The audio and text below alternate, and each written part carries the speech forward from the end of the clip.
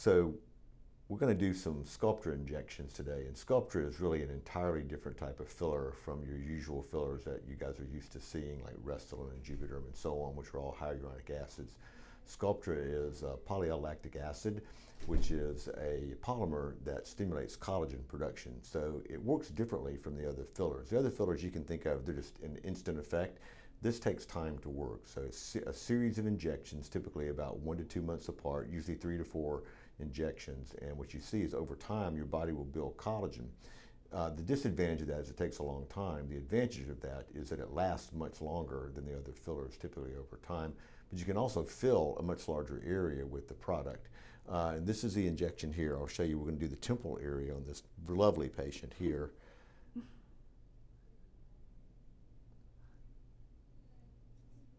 Aspirate, make sure we're not into a blood vessel. Then an injection. It's a depot technique. One of the problems with Sculptra is that it tends to clog up the syringe fairly readily. So you have to draw back on it from time to time too as well as you advance it like that. Lita, you doing okay? Yeah. But basically it's a fairly ready process. Now there's a little controversy about what the best location is to put the filler in the temporal area. Some people like to inject it very deeply.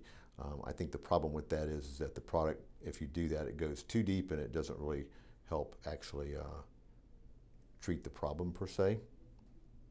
Doing okay? Mm-hmm. So I tend to inject on top of the deep temporalis fascia, which I think gives a better filling effect anyway. You can also massage a little bit to smooth it out if you need to.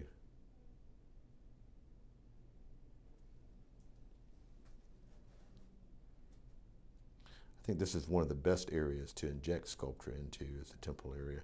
Sculptra also has a reputation for forming lumps or granulomas over time in some situations, but this area does not tend to do that at all. It's also somewhat dependent on how you mix up the product and how you treat it. And the more you dilute it with more lidocaine, the better it does from that standpoint as well too.